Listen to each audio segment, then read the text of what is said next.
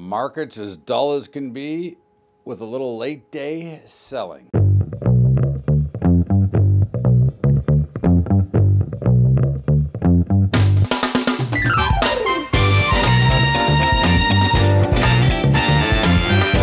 What's up, everybody? Welcome aboard to Bubba's Daily Update. And the market was higher all day until the end. A little late day selling, and I think it was very evident that there was going to happen when you looked at the VIX. The VIX went from negative a little bit to positive about 330, 320, and that's when the selling started. So again, but the volume is so quiet that I wouldn't get overly excited here. This is not the opportunity to jump in. This is not the move we're looking for. This is just purely reading and watching the markets.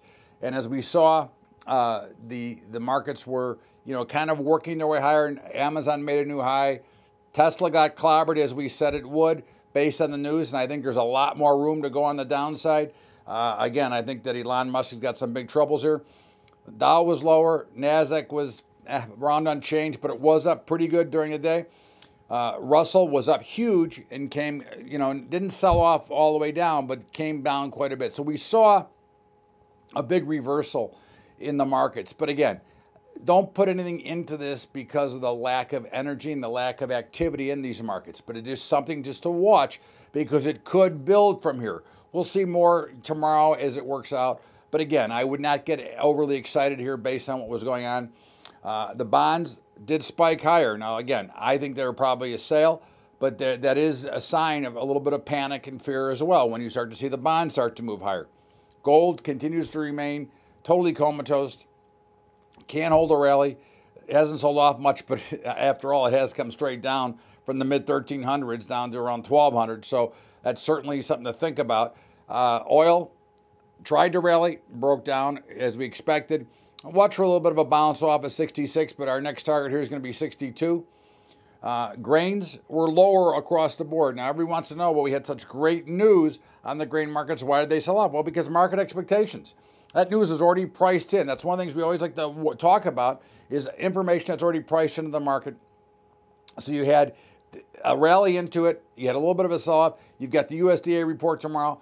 Again, I'm hoping for my own personal greed that the markets are lower tomorrow so I can buy because I'd like to be long going into that report. But if they're rallying, I'm not going to chase them up. I'm already long anyways. Cattle, a little bit softer today.